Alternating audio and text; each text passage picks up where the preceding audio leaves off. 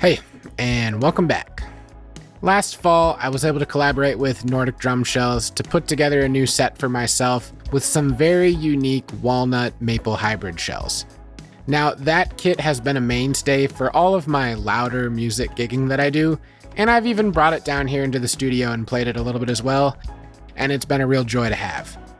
I'm getting ready for this summer's slate of shows and another busy season, and I've been thinking a lot lately that it would be fun to have a third tom, because I want to change up the sound and feel of some of my fills, and I just think it could be nice to have for a few shows I have this summer. So I reached out to the folks at Nordic and ordered myself a matching 10-inch tom shell to build another drum to go with that kit. So all in all, I'll end up having 10x7, 12x7, 14x12-inch toms, and then a 20x12-inch kick. Now, Nordic did not give me this for free, nor did I ask them to. They've been super generous to me over the past 2 years or so I was happy to be a customer and pay full price for this. Let's go ahead and open it up and see what we got. So here it is. Nothing too special yet, but like I said before, it's a hybrid of maple and walnut. It's a 6-ply shell. It has walnut interior and exterior plies, and then everything else in the middle is maple. I had them cut the bearing edges on this because when they built the last batch of shells for me, they offered to do some of that service work like sanding and finishing and bearing edges, and I just thought this would save me some time because this is like pretty much ready to go. It's got a round over on the outside and then a 45 on the inside. All I really need to do is sand it a little bit and then apply some clear coat to match it to my other shells, and then drill it out for hardware, and we should be good to go.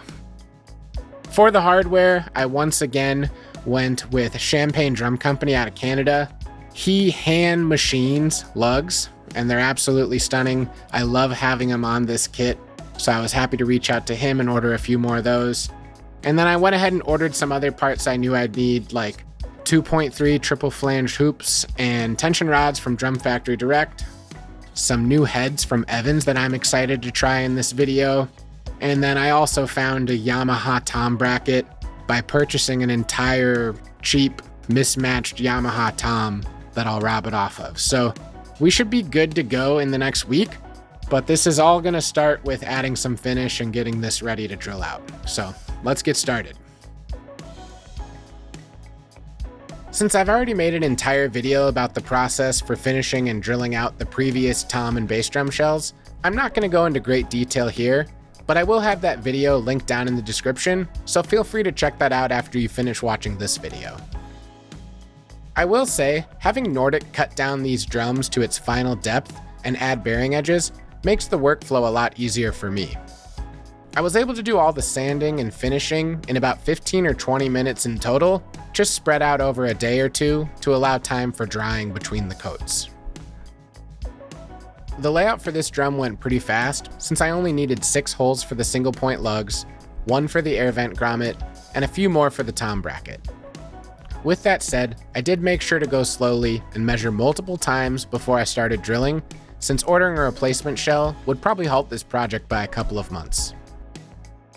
With most of my drum builds, I have a tendency to sort of design as I go in terms of layout and ordering parts, but it was really nice to be able to use my 12-inch rack tom I built last fall as a template for this drum, and it made it much more efficient in terms of ordering everything ahead of time. So the drum is finished. It was a pretty simple process. Honestly, having my video to be able to go back and reference like how many coats I did or a few of the other things was certainly helpful in putting this drum together. And I did most of the finish work over like 2 days. I was pretty busy with other stuff, so I couldn't just like make it a priority to get out there every couple hours and add another coat. And then I came back Monday morning and drilled everything out and got it assembled. I did decide to ditch the suspension mount, if you want to call it that Yamaha does, where it just had 2 points into the shell, and just opted to drill all 4 of these. And that way the rod can actually go through the shell, which I know is going to trigger some people, but it's much more flexible for setup in my opinion, and it's a little more sturdy. I didn't like how the tom bounced around when I was playing it. I was still waiting for the heads to show up, so I just threw this ambassador coated on. But they showed up earlier today, and I threw on the Evans G1 that I ordered for the bottom. And then I've also got new heads for the tops of all three of these toms now. I'm going to be trying out the new Evans HD Dry tom heads. This is something I'm really excited about because typically when I'm playing pop music and tuning drums lower, I almost always have some sort of muffling on the drums, and this has a muffling ring built in underneath the head, as well as some air vent holes to give it a drier tone. I think these are going to serve me really well for almost everything I do with these drums, and if not, I was able to get them for free with my player points, so I don't have much into it. Now, I was going to throw these on right away and play it for you, but I thought it would be fun to do a comparison with what I currently have on these drums, which is G1s, and then this Ambassador by Remo on the 10-inch tom. Then I'll throw on the HD Dries, tune them up, and see how that affects the sustain of the drums. Now, just be forewarned, I don't use a tune bot or do things in a very scientific way. I do it mostly by feel and what I hear, so I'm not gonna match the tone perfectly. I'm sure there's plenty of videos on YouTube of people testing HD Dries and other heads with much more scientific accuracy, so go check those out. But I'll at least give you my thoughts after I get a chance to play them.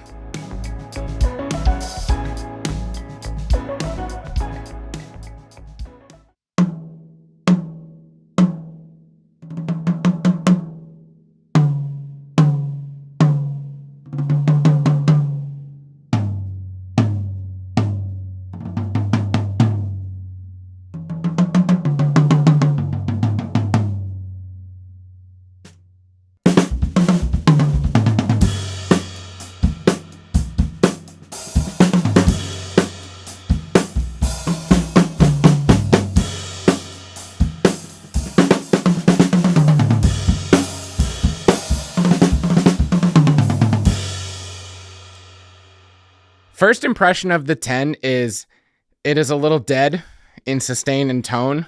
I think that's more me not really tuning it up much. Again, I just set it up in the other room and played it a little bit and was kind of dealing with it there. It could also be the setup. I really hope it's not the tom mount that I drilled in there, because that is a step I couldn't take back. But I really think I'll be able to get it to sing a little more if I want that sound. Now, like I mentioned, when I'm playing these live, I like a bit more of a drier, muffled sound. So before I change to the HD Dry heads, I do want to just give you a sample of what I'm used to right now, which is using those Roots EQs.